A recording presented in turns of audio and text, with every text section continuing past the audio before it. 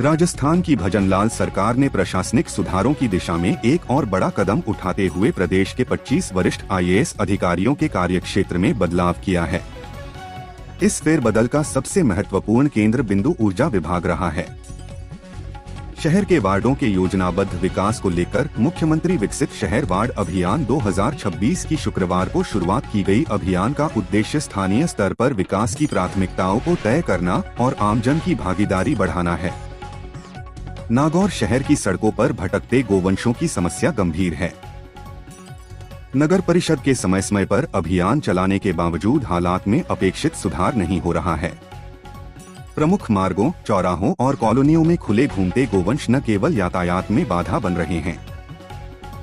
सीकर समर्थन मूल्य एमएसपी पर चना और सरसों बेचने पर किसानों को पटवारियों के चक्कर नहीं लगाने पड़ेंगे। वजह खरीद प्रक्रिया के दौरान फर्जी गिरदावरी को लेकर इस बार सरकार ने नई गाइडलाइन जारी की है। सादुलपुर 3 बहनों का भाई, माता पिता का इकलौता लाल भारतीय सेना के जवान गागड़वास के वीर जवान सचिन पूनिया के सम्मान में निकली तिरंगा यात्रा में जहां भारत माता के जयघोष से गांव गूंज उठा, वहीं ग्रामवासियों ने नम आंखें लेकिन गर्व से उनके सम्मान में शीश झुकाए। राजस्थान में बीते 24 घंटों के दौरान मौसम ने अचानक करवट लेते हुए गर्मी पर ब्रेक लगा दिया है। कुछ दिन पहले तक जहां प्रदेश के अधिकांश जिलों में तापमान 35 से 40 डिग्री सेल्सियस के बीच पहुंच रहा था। राजस्थान के उप मुख्यमंत्री और परिवहन मंत्री डॉक्टर प्रेमचंद बैरवा शुक्रवार को एक अलग ही अंदाज में नजर आए। प्रदेश में रोडवेज बसों की सुरक्षा और सुविधाओं को लेकर मिल रही शिकायतों के बीच मंत्री जी ने अचानक बीच सफर में अपनी गाड़ी रुकवाई और एक चलती रोडवेज बस का औचक निरीक्षण किया। लाल डिग्गी तालाब में डूबने से हुई एक युवक की संदिग्ध परिस्थितियों में मौत का मामला सामने आया है। मौके पर मिले सुसाइड नोट और युवक की पृष्ठभूमि ने मानसिक तनाव, ठगी और प्रशासनिक लापरवाही जैसे कई गंभीर सवाल खड़े कर दिए हैं। प्रतापगढ़ जिले के जाखम डैम को उदयपुर के जयसमंद, बड़गाम होते हुए चित्तौड़गढ़ जिले के मातृकुंडिया बांध से जोड़ने के लिए 7,100 करोड़ रुपए की परियोजना की डीपीआर तैयार हो रही है। जयपुर नगर निगम जयपुर ने शुक्रवार को सिंगल यूज प्लास्टिक के खिलाफ बड़ा अभियान चलाते हुए करीब 8,700 किलोग्राम प्लास्टिक जब्त कर उसे आरडीएफ प्लांट में नष्ट कराया।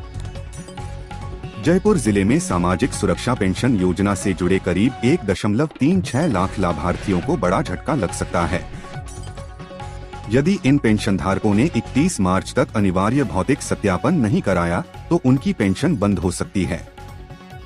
राजस्थान के अलवर जिले में रसोई गैस एलपीजी की किल्लत ने आम जनता की रसोई का बजट और सुकून दोनों बिगाड़ दिया है। एक तरफ प्रशासन दावा कर रहा है कि जिले में गैस का कोई संकट नहीं है, वहीं दूसरी ओर रसद विभाग के आंकड़े एक अलग ही कहानी बयां कर रहे हैं। छौंकरवाड़ा जिले के सामंतपुरा के जंगलों में हुई नरेंद्र कुमार शर्मा की सनसीखेज हत्या की गुत्थी को खेड़ली मोड़ थाना पुलिस ने सुलझा लिया है। दोस्ती, विश्वासघात और फिर मर्डर की इस खौफनाक वारदात को मृतक के ही करीबी दोस्तों ने अंजाम दिया था। झालावाड़ के असनावर उपखंड मुख्यालय के समीप मुकुंदरा पर्वतमाला की मनोहारी पहाड़ियों के बीच दर्शन देती है मां राता देवी। यही नहीं, यहां नवरात्र के दौरान पुलिस पहरा देती है और झालरापाटन तहसील के कौश कार्यालय से माता को सजाने के लिए सोने चांदी के आभूषण आते हैं।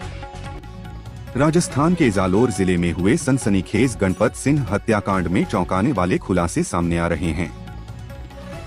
मुख्य आरोपी गजेंद्र सिंह ने न केवल बेरहमी से हत्या की वारदात को अंजाम दिया बल्कि पुलिस की जांच को भटकाने के लिए एक सोची समझी साजिश भी रची थी।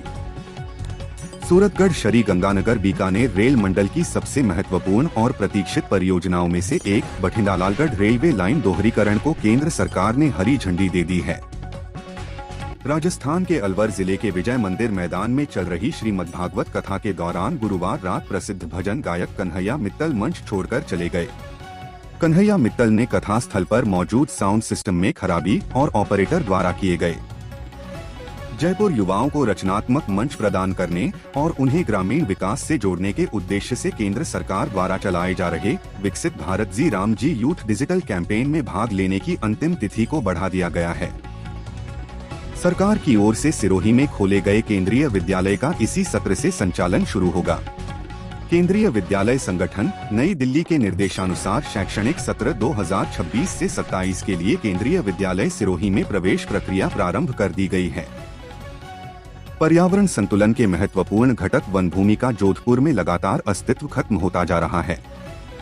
पिछले 2 दशक के दौरान वन भूमि पर अंधाधुंध अतिक्रमण और खनन पर अंकुश लगाने के लिए वन विभाग अथवा जिला प्रशासन की ओर से एक भी बड़ी कार्रवाई नहीं की गई।